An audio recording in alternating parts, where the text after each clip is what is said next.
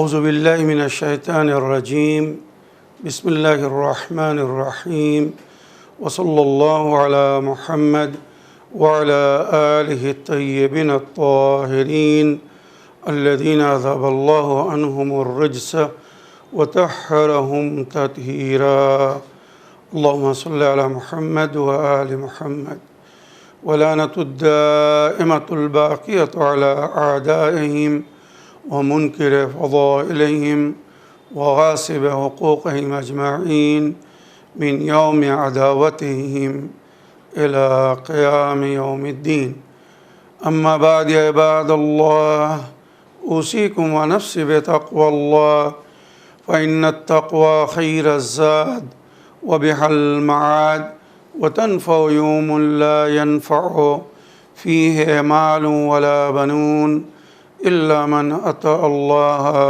بقلب سليم وصلى الله على محمد وعلى آله الطيبين الطاهرين اللهم صل على محمد وآل محمد وعجل فرجهم আমার প্রিয় দর্শক ও শ্রোতাবৃন্দ আসসালামু আলাইকুম ওয়া রাহমাতুল্লাহি ওয়া বারাকাতুহু। আশা করি আপনারা যে যেখানে আছেন ভালো আছেন, কুশল ও মঙ্গলে আছেন, সুখে থাকুন, শান্তিতে থাকুন, সমস্ত প্রকারের বালা ও মুসিবত থেকে বিরত থাকুন।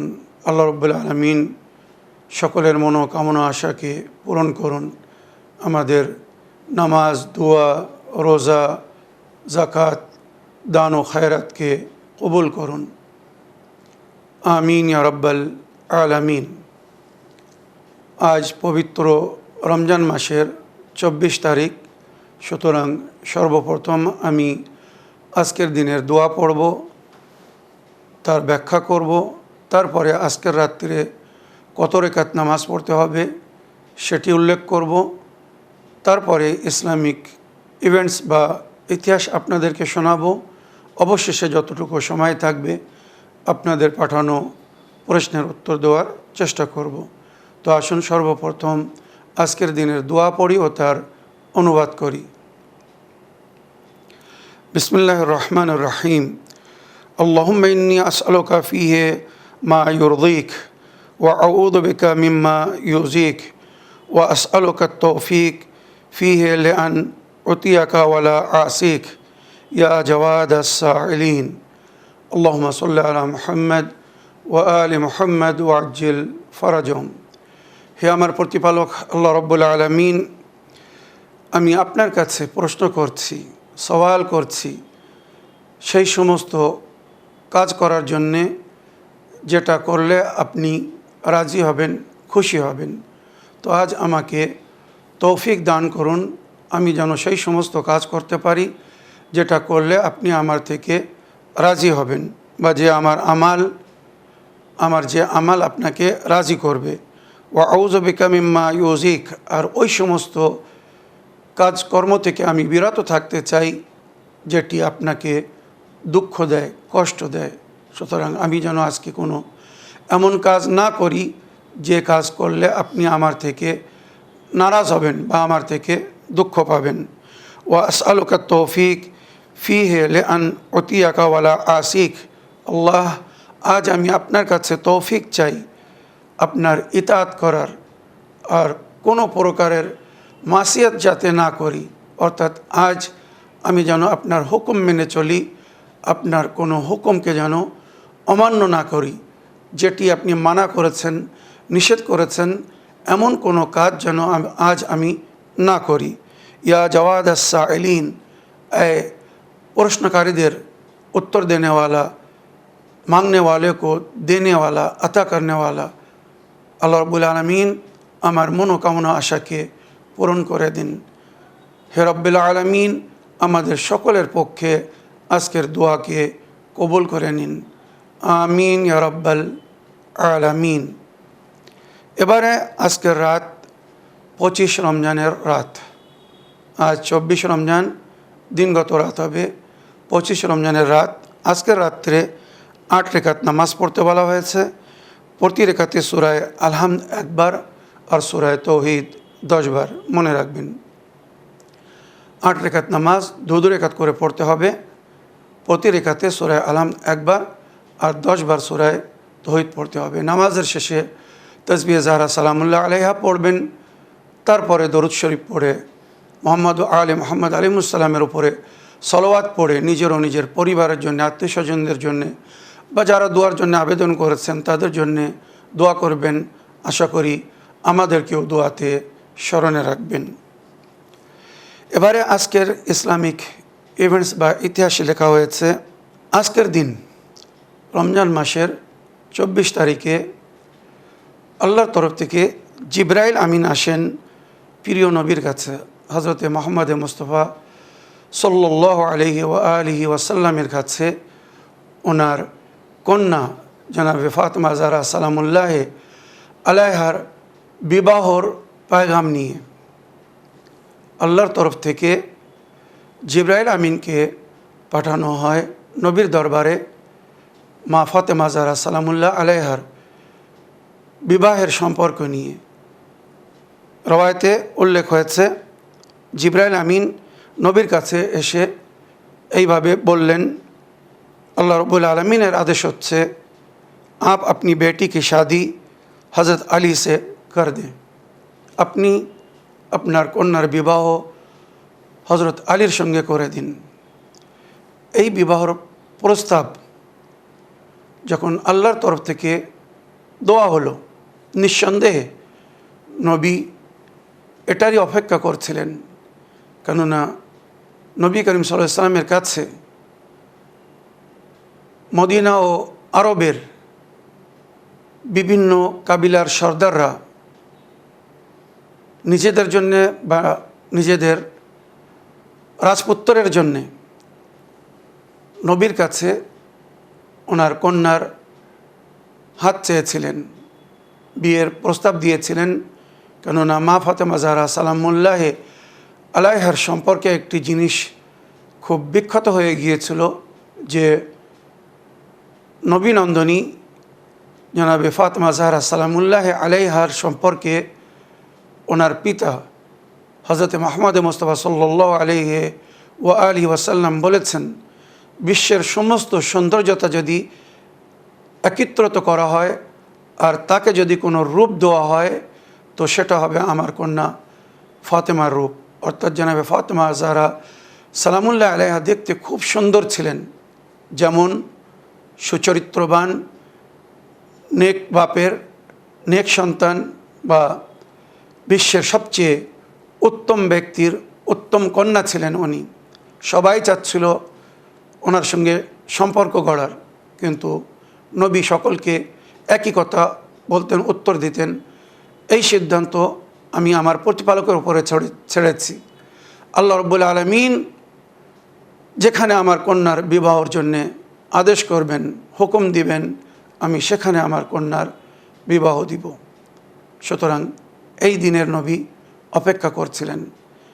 এবারে প্রশ্ন হলো যে সাধারণ পাবলিক, বিশেষ করে যারা বিয়ের প্রস্তাব দিয়েছিল, তাদেরকে কি করে নবী বোঝাবেন, সন্তুষ্ট করবেন যে এটা আল্লাহর তরফ থেকে হুকুম এসেছে, আমি আমার কন্যার বিবাহ হজরত আলীর সঙ্গে করে দিই। এ বিষয়ে যখন প্রশ্ন উঠল বা সাহাবারা বা সাহাবাদের ছেলেরা যখন বলল যে আল্লাহর নবী, এর সংকেত কি, ইশারা কি যে আল্লাহর তরফ থেকে হজরত আলীকে আপনার কন্যার জন্যে জামাই করা হয়েছে বা আপনার কন্যার বিবাহ আলীর সঙ্গে করতে বলা হয়েছে, তখন আল্লাহর কাছে দোয়া করলেন নবী করিম সাল্লাল্লাহু আলাইহি সাল্লাম। আল্লাহ ওনার দোয়াকে কবুল করলেন। আর ইশারা হলো যে আজ জোহরা তারা সবচেয়ে উজ্জ্বল তারা, মনে রাখবেন সূর্য সবচেয়ে উজ্জ্বল, নবী নিজেকে সূর্য বলেছেন, তারপরে উজ্জ্বল হচ্ছে আমার চন্দ্র, আর নবী হজরত আলীকে চন্দ্র বলেছেন। যখন সূর্য না থাকবে, চন্দ্রের আলোতে মানুষ আলোকিত হবে। আর ওই চন্দ্রের পাশে একটি বড় তারা থাকে, সবচেয়ে উজ্জ্বল তারা, ওই তারার নাম হচ্ছে জোহরা। নবী নিজের কন্যা ফাতেমা জাহরাকে ওই জোহরা বলেছিলেন। আর তার পিছনে দুটো ছোট ছোট তারা থাকে, ফারকাদাইন বলা হয়েছে। হাসান ও হুসাইনকে নবী করিম সাল্লাল্লাহু আলাইহি সাল্লাম ওই ফারকাদাইন বলেছেন। তো নবী বললেন, আজ জোহরা নিজের জায়গা ছেড়ে, ওই তারা জোহরা নিজের স্থান ছেড়ে মদিনায় অবতীর্ণ হবে। যে বাসায় ওই জোহরা নামবে, আমার কন্যা ফাতেমা সেই বাসার বউ হবে, সেই ঘরের বউ হয়ে যাবে, সেই বাড়িতে তার বিবাহ হবে। ইতিহাসে লেখা হয়েছে, বহু তারিখের মধ্যে এটা উল্লেখ হয়েছে। নির্ধারিত সময় যার খবর নবী দিয়েছিলেন, আজ সন্ধ্যার সময় এই তারা মদিনায় নামবে। সবাই অপেক্ষা করছে, কেউ ঘরের আঙিনায়, কেউ ঘরের ছাদে দাঁড়িয়ে। এমন সময় সূর্য অস্তে যাওয়ার সঙ্গে সঙ্গে ওই তারা নিজের জায়গা ছেড়েছে। সরাসরি এসে যদি মাওলা আলীর ঘরে নামতো, তো মদিনাবাসীরা বা যারা অপেক্ষা করছিল, এর আগে মাওলা আলী আলাইহিস সালামের সমস্ত চমৎকার কেরামতি বা ওনার ফজিলাতকে দেখে তারা বলতো এটা হঠাৎ ঘটেছে। যেমন আসমান থেকে জুলফিকার এসেছিল, হঠাৎ ওনার সামনে এসে নেমেছিল, উনি ওটা ধরে নিয়েছিলেন, এতে ওনার কোনো ফজিলাত না। এইভাবে অনেক কথা বলা হয়েছে। সুতরাং আজ তারা আসমান থেকে নিজের স্থান ছেড়ে সরাসরি মাওলা আলীর ঘরে নামেনি।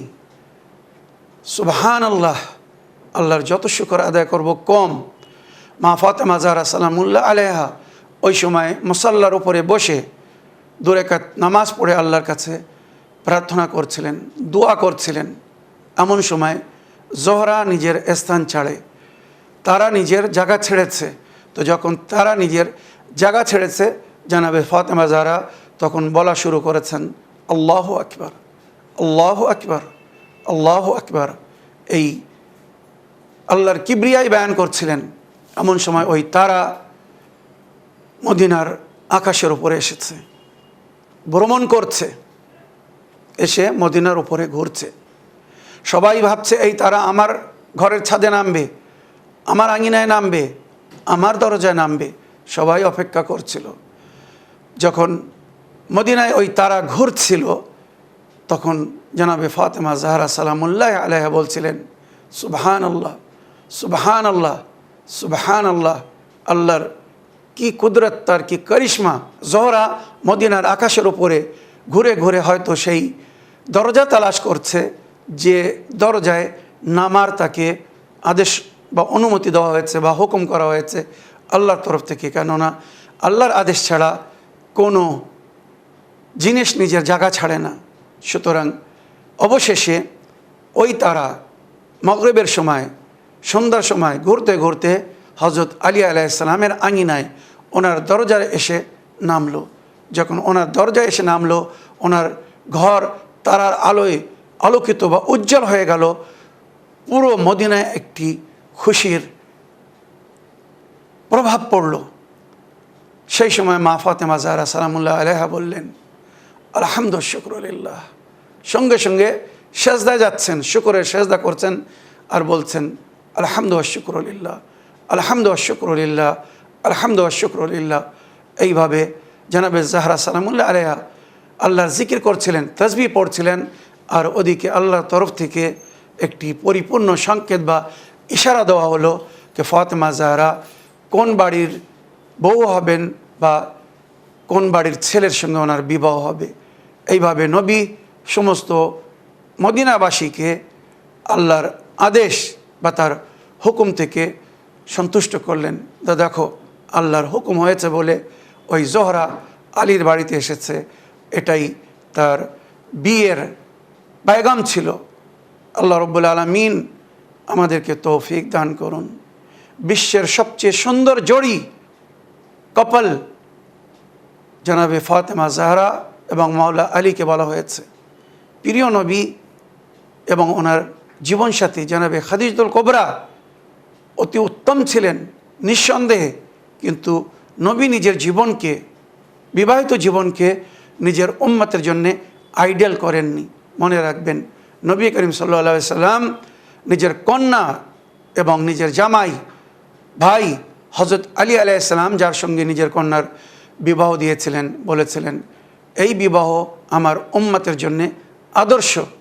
আমি যত আদবের সঙ্গে ইসলামিক তাহজিব, সভ্যতা ও তামাদ্দুনকে নজরে রেখে যেভাবে আমার কন্যার বিবাহ দিচ্ছি, মুসলমানেরা যদি এইভাবে নিজের কন্যার বিবাহ দেয় তো তাদের কন্যার জীবন সুখ শান্তিতে ভরে যাবে, বিবাহিত জীবন সাফল্য হবে।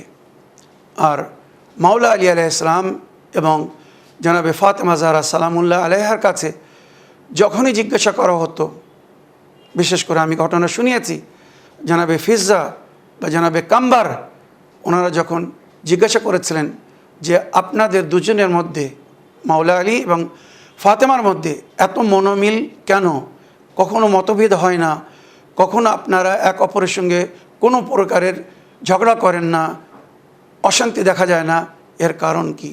তো মাওলা আলী এবং ফাতেমা জাহরা উভয় যে উত্তর দিয়েছিলেন সেটা ছিল যে আমরা কখনো এক অপরকে অবিশ্বাস করিনি, আমরা সবসময় এক অপরের প্রতি পরিপূর্ণ বিশ্বাস রেখে জীবনযাপন করছি। এটা কিন্তু বিবাহিত জীবনের মূল ধারা। যদি এক অপরের প্রতি বিশ্বাস না থাকে তাদের জীবনে কখনো সুখ শান্তি থাকে না। কেউ কাউকে ধোঁকা দেবে না, কেউ কারোর সঙ্গে বেওয়াফাই করবে না। তো মাওলা আলী এবং ফাতেমা জাহরা বলতেন আমরা কখনো এক অপরের বিশ্বাস হারাইনি, এক অপরের মনোবলকে বৃদ্ধি করে রেখেছি, সুখ দুঃখে এক অপরের সাথ দিয়েছি। আজ বিবাহিত জীবনে অনেক সময় অশান্তি কেন দেখা যায়? সুখের সময় বউ সাথ দেয়, দুঃখের সময় বউ সাথ ছেড়ে দেয়। আবার অনেক সময় স্বামী যখন ভালো লাগে বউয়ের সঙ্গে নিজের মায়া মহব্বত ও ভালোবাসা দেখায়, সামান্য কোনো ভুল ত্রুটি পেলে বা শারীরিক কোনো সমস্যা হলে তার প্রতি একটি ঘৃণা বা অপছন্দর প্রভাব দেখায়, এখানে অশান্তির সৃষ্টি হয়, মন থেকে এক অপর থেকে দূরে চলে যায়। না, সুখ দুঃখের সাথী, লাইফ পার্টনার, জীবন সাথী মানে কি? দুঃখের সময়ও সাথী, সুখের সময়ও সাথী। এক অপরের ছোটো মোটো ভুলকে মার্জনা বা ক্ষমার নজরে দেখে আপন করার চেষ্টা করতে হবে। আমাদের সমাজে আজ সবচেয়ে বড় সমস্যা হচ্ছে আমরা নিজের বড় বড় ভুলকে ক্ষমা করতে চাই, মেনে নিতে চাই, কিন্তু অন্যের ছোট ভুলকেও আমরা মানতে রাজি হই না। তো বিবাহিত জীবনে যদি সুখ শান্তি চান, সফলতা চান, তো বিশ্বাস হারাবেন না, সুখ দুঃখে এক অপরের সাথ দিবেন। আর বউদের কাছে অনুরোধ করব, আপনারা নিজের স্বামীর কাছে অযথা বা অবৈধ দাবি করবেন না। স্বামীর জীবন আপনার সামনে, সুতরাং অতি প্রয়োজন না হলে তার কাছে বাড়তি দাবি করে তাকে সমস্যায় ফেলবেন না, তাকে দুঃখিত করবেন না, আহত করবেন না। সে হয়তো পুরো করার চেষ্টা করবে, আর সেটা হয়তো পুরো করতে গিয়ে হয়তো অনেক সময় ভুল কাজও করবে। তাকে এমন সুযোগ দেবেন না, এমন করতে দেবেন না। ওইরূপ স্বামীদের কাছে অনুরোধ, আপনার স্ত্রী সে নিজের পরিবারকে ছেড়ে, সব কিছু ছেড়ে, নিজের দুনিয়াকে ছেড়ে আপনার কাছে এসেছে, আপনার ভরসায়। আপনি তার দুনিয়া, আপনি তার সব কিছু, সুখ দুঃখের সাথী। এবারে তার দুঃখকে যদি আপনি না বোঝেন, তার কষ্টের সময় যদি তার সাথ না দেন, সে মনোবল হারিয়ে ফেলবে। সে কার কাছে যাবে, কার কাছে নালিশ করবে? পরিবারে এক জায়গায় থাকলে অনেক সময় অনেক রকমের সমস্যা দেখা যায়, কথা হয়। সেখানে স্বামীকে উভয় পক্ষ, মানে নিজের মাতা পিতা, ভাই বোন, তাদেরকেও শুনুন, তার সঙ্গে সঙ্গে নিজের স্ত্রীকেও শুনুন। যদি স্ত্রীর ভুল থাকে তাকে একা বলে বোঝান। যদি তার ভুল না থাকে, মাতা পিতা বা ভাই বোনদের ভুল হয়ে থাকে, তো তাদেরকে বলুন যে একজন মেয়ে সে নিজের মাতা পিতা ভাই বোন সব কিছু ছেড়ে আমাদের কাছে এসেছে, আমরা যদি তার সঙ্গে অন্যায় করি, তার সঙ্গে যদি সদ্ব্যবহার না করি, তো সে কোথায় যাবে, নিজের দুঃখ কাকে বলবে। তো এইভাবে যদি স্বামী স্ত্রী এক অপরের খেয়াল রাখে, তো তাদের জীবন অতি সফল জীবন হবে, সুন্দর জীবন হবে। আমি আজকের এই এপিসোডে, যেদিনে মাওলা আলী আলাইহিসসালাম এবং মা ফাতেমা জাহরা সালামুল্লাহ আলাইহার বিয়ের পায়গাম এসেছিল আল্লাহর তরফ থেকে, রমজান মাসের 24 তারিখে, এই শুভ দিনে আপনাদের সকলের কাছে অনুরোধ করছি, বিশেষ করে যে সমস্ত যুবক ছেলে মেয়েদের বিয়ে হয়ে গেছে আর যাদের বিয়ে হয়নি তারাও শুনুক, যে যদি তোমরা বিয়ে করতে চাও আর বিবাহিত জীবনকে সাফল্য দেখতে চাও, সুন্দর দেখতে চাও, তো হজরত আলী এবং ফাতেমা জাহরা সালামুল্লাহ আলাইহা এনাদের জীবনকে আইডিয়াল করো। কিভাবে এনারা জীবনযাপন করে গেছেন, সুখ দুঃখে এক অপরের সাথ দিয়েছেন, কত প্রকারের সমস্যার সম্মুখীন হয়েছেন, কিন্তু কখনো কেউ কারোর নালিশ করেননি। মা ফাতেমা জাহরা কখনো নিজের বাড়িতে গিয়ে, নিজের পিতার কাছে গিয়ে হজরত আলীর নালিশ করেননি, বা হজরত আলীও কখনো নিজের পরিবারের সঙ্গে বা নবীর সঙ্গে গিয়ে মা ফাতেমার নালিশ করেননি। বরং যখন নবী জিজ্ঞাসা করেছিলেন, আলী তুমি তোমার বউকে অর্থাৎ আমার কন্যা ফাতেমাকে জীবনসাথীর রূপে কেমন পেয়েছ, তো হজরত আলী আলাইহিস সালামের উত্তর ছিল, আল্লাহর উপাসনা ইবাদতে অতি উত্তম এবং সুন্দর সহকারী, উনি আমার সহকর্মী, সুখ দুঃখে সমস্ত বিষয়ে উনি আমার সাথ দিচ্ছেন। একজন পুরুষ যেমন জীবনসাথী চায়, ফাতেমা আমার জন্যে সেই জীবনসাথী। আল্লাহ আমাদেরকে তৌফিক দান করুন, আমরা যেন মা ফাতেমা জাহরা এবং হজরত আলী আলাইহিস সালামের বিবাহিত জীবনকে নিজেদের জীবনের জন্যে আইডিয়াল করতে পারি, আর যেভাবে ওনারা জীবনযাপন করে গেছেন আমরাও যেন ওইভাবে জীবনযাপন করতে পারি। আল্লাহ আমাদের সকলের পক্ষে এই দোয়াকে কবুল করুন, আমিন ইয়া রাব্বাল আলামিন। আসুন এবারে আমি আপনাদের পাঠানো কিছু ভয়েসমেল পেলে করব, দেখি কোথা থেকে কে কী জানতে চাচ্ছেন বা কে কী বলতে চাচ্ছেন। আসসালামু আলাইকুম ভাই, আমি সোদপুর থেকে রুবি খাতুন বলছি। ভাই আপনি ভালো থাকবেন, সুস্থ থাকবেন, ইরানবাসীদের জন্য দোয়া করবেন, আমরাও সবসময় দোয়া করছি। আল্লাহ আপনাদের দোয়া যেন কবুল করে, আমাদেরও যেন সবারই দোয়া কবুল করে। ভাই আমার একটা প্রশ্ন ছিল, যারা গরিব মানুষ, রোজা রাখারও ক্ষমতা নেই, মানে অসুস্থ মানুষ, তারপরেও তাদের ফিদিয়া কিভাবে দেওয়া যাবে, আর যদি না দেয় তাদের কি গুনাহ হবে, সেরকম আপনি একটু বলে দেবেন। আসসালামু আলাইকুম, আপনি ভালো থাকবেন, সুস্থ থাকবেন। ওয়ালাইকুম আসসালাম রহমতুল্লাহি ওয়া বারাকাতুহু।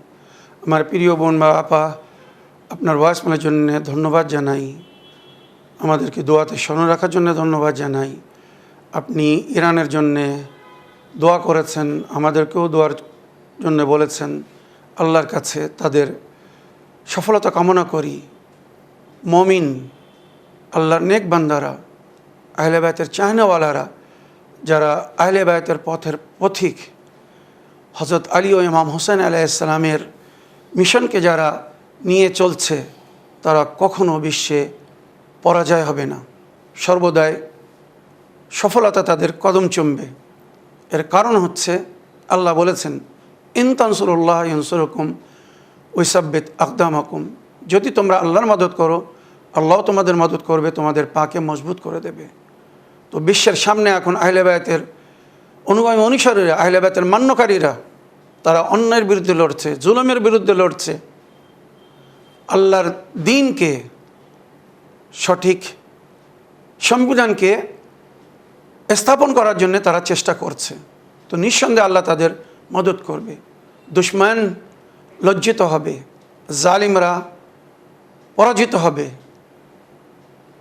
জালিমরা দমন হবে, জালিমদের শেষ অনিবার্য।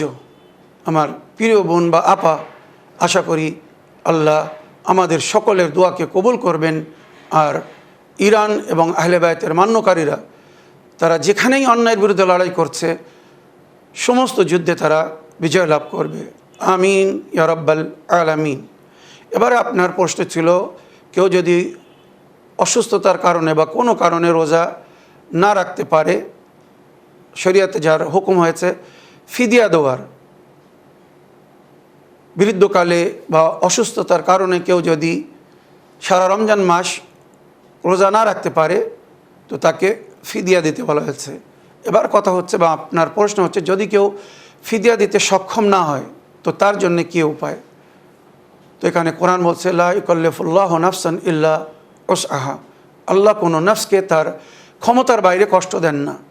তো আমার প্রিয় বোন বা আপা, যদি কোনো ব্যক্তি, কোনো নারী বা মহিলা রোজা না রাখতে পারে তাকে ফিদিয়া দিতে বলা হয়েছে। আর যদি ফিদিয়াও না দিতে পারে আল্লাহ তাকে ক্ষমা করেছেন। তার ক্ষমতার বাইরে আল্লাহ কাউকে কষ্ট দেন না। যতটুকু আদায় করতে পারবে আদায় করবে। একটি রোজার বদলে, দুটি রোজার বদলে, তিনটি রোজার বদলে, পুরো মাসের বদলে যদি না দিতে পারে যতটুকু আদায় করতে পারবে আদায় করবে। যদি তাও না পারে আল্লাহ গফুরুর রহিম, ইনশাআল্লাহ আল্লাহ ক্ষমা করবেন। আশা করি আপনার প্রশ্নের আপনি উত্তর পেয়েছেন। আগের অডিও নিই। আসসালামু আলাইকুম মাওলানা সাহেব ভাই, আমি সোদপুর থেকে রুবি খাতুন বলছি। আল্লাহ পাক আপনাকে ভালো রাখুক, সুস্থ রাখুক, আমাদেরকেও ভালো রাখুক। ভাই আমি সব সময় রোজা রেখে আমি মাগরিবের নামাজের পরেই আমি রোজা খুলি ভাই। আপনি যেভাবে বলেছেন সেভাবেই আমি করি। কি বললো আমার কোনো ব্যাপার নাই ভাই, আমি আপনার কথা মতোই চলি। আল্লাহ, আমি বছর থেকে আমি আপনার অনুষ্ঠান দেখি, সেই থেকেই আমি এইভাবেই আমি রোজা খুলি। আমি মাগরিবের নামাজ পড়ি, দুরূদ পড়ি, তারপরে আপনার এই যে সূরা কদর পড়ি 3 বার, আলহামদুলিল্লাহ পড়ি, তারপরে ইখলাস পড়ি। পড়ার পর আমি আল্লাহর কাছে দোয়া করে তারপরে রোজা খুলি ভাই। আমার এটা হচ্ছে কি না আপনি বলে দিবেন, আপনি যেভাবে বলেছেন সেভাবে। আর আমি সবাইকেই বলি এইভাবে রোজা খুলতে। অনেকে তো মানে না, কিন্তু আমি আমার মতোই করি ভাই। আসসালামু আলাইকুম, ভালো থাকবেন, সুস্থ। ওয়ালাইকুম আসসালাম রহমতুল্লাহি ওবারাকাত। আমার প্রিয় বোন বা আপা, পুনরায় ভয়েসমেল করার জন্য আপনাকে ধন্যবাদ জানাই। আপনি যেভাবে রোজা খুলছেন, যে সময় রোজা খুলছেন, ঠিক করছেন, সুন্দর করছেন। এটাই কোরআনের হুকুম, আল্লাহর হুকুম। সুম্মা আতিম্মুস সিয়ামা ইলাল লাইল, রোজাকে পুরো করো রাত পর্যন্ত। এবারে যারা বিবেকের অন্ধ, চোখের অন্ধ না, বিবেকের অন্ধ, তারা চোখে দেখছে যে এখনও রাত হয়নি, তারপরেও তারা ইফতার করে নিচ্ছে। তো কেউ যদি নিজের পায়ে নিজে কুড়ুল মারে, জেনে শুনে যদি ভুল করে, রাত হওয়ার আগে ইফতার করে নিজের সারা দিনের পরিশ্রম মেহনতকে যদি নষ্ট করে, রোজাকে যদি শেষ করে, তো শেষ করতে দিন। তাদের ইহকালও শেষ, পরকালও শেষ। এদের সম্পর্কে আর বলার দরকার নেই। আমরা বহুবার বলেছি, বহুবার তাদেরকে বুঝিয়েছি। এবারে কেউ যদি মিথ্যা জালি হাদিসের মাধ্যমে কোরআনের আয়াতকে ভুল প্রমাণ করতে চায়, বা তারা করছে, করুক। হিসাব কিতাব আল্লাহ নিবে। আল্লাহ সেহরির সময়ও কোরআনে বলেছেন, রোজার সময়ও কোরআনে বলেছেন। তারা যদি সেহরি করতে বা রোজা খুলতে যদি ভুল করে তো আল্লাহ তাদের বিচার করবে। আমরা কোনো বিচার করব না। সিদ্ধান্ত বা বিচার আল্লাহর উপরে ছেড়ে দিলাম। তারা যদি সঠিক করে যাজা পাবে, তারা যদি ভুল করে সাজা পাবে। এর চেয়ে তো উত্তম উত্তর হতে পারে না। আজকের এপিসোডের শেষ অডিও নিই, দেখি কোথা থেকে কে কী বলতে চাচ্ছেন। আসসালামু আলাইকুম রহমতুল্লাহি ওয়া বারাকাতুহু। আশা করি মানুষের আপনি ভালো আছেন, ভালো থাকুন, সুস্থ থাকুন। আমি বর্ধমান জেলা গাঙ্গুলিডাঙ্গা থেকে সালমা বলছি। আমার প্রশ্ন হলো, আমরা যখন কোরআন শরীফ পড়ি তখন সিজদা পাই, তা সেই সিজদা একটা করা উত্তম নাকি দুটো? আর সিজদার মাঝে কি বলতে হবে, কোন দোয়া বলতে হবে একটু জানাবেন। আপনি ভালো থাকবেন, সুস্থ থাকবেন। আসসালামু আলাইকুম রহমতুল্লাহি ওয়া বারাকাতুহু। ওয়ালাইকুম আসসালাম রহমতুল্লাহি ওবরাকাত। আমার প্রিয় বোন, আপনার ভয়েসমের জন্য আপনাকে ধন্যবাদ জানাই। পবিত্র কোরআনে কয়েক জায়গায় আয়াতুস সেজদা, মানে যে আয়াত পড়লে সেজদা করতে হবে, কিছু জায়গায় সেজদাকে সুন্নত বা নফল করা হয়েছে, আর 4 জায়গায় সেজদাকে ফরজ করা হয়েছে, অর্থাৎ ওই সমস্ত আয়াত পড়লে অবশ্যই সেজদা করতে হবে। এই সেজদা হচ্ছে একটি সেজদা, ওই আয়াত পড়ে তারপরে সেজদায় যেতে হবে আয়াতের শেষে। তো একটা সেজদা করতে হবে, দুটো না, একটাই সেজদা করতে হবে। আর সেজদায় গিয়ে বলতে হবে বিসমিল্লাহির রহমানির রহিম, আল্লাহুম্মা লাকা সাজাদতু ওয়া বিকা আমানতু ওয়া আলাইকা তাওয়াক্কালতু ফাকতুবনা মা'আর রাকিন ওয়াস সাজিদিন লাকা ইয়া রাব্বাল আলামিন। কেউ যদি এত বড় দোয়া না পড়তে পারে তো সুবহানাল্লাহ সুবহানাল্লাহ সুবহানাল্লাহ সুবহান রাব্বিয়াল আলা ওয়া বিহামদি, যেটা আমরা নামাজের সেজদায় বলি, ওটা বলতে পারবে। বা সুব্বুহুন কুদ্দুসুন রব্বুনা রব্বুল মালাইকাতি ওয়ার রূহ, এই বিশেষ জিকির এটাও করতে পারে। তবে অথেন্টিক দোয়া হচ্ছে আল্লাহুম্মা লাকা সাজাদতু ওয়া বিকা আমানতু ওয়া আলাইকা তাওয়াক্কালতু ওয়া আলাইকা তাওয়াক্কালতু ফাকতুবনা মা'আর রাকিন আও ফাকতুবনি মা'আর রাকিন ওয়াস সাজিদিনা লাকা ইয়া রাব্বাল আলামিন। এইভাবে বললে তার সেজদা পুরো হয়ে যাবে। আশা করি আপনার প্রশ্নের আপনি উত্তর পেয়েছেন। এই বলে আমার আজকের বক্তব্য এখানে শেষ করলাম। ওয়া আখিরু দাওয়ানা আলহামদুলিল্লাহি রাব্বিল আলামিন। ওয়াসসালামু আলাইকুম ওয়া রাহমাতুল্লাহি ওয়া বারাকাতুহু।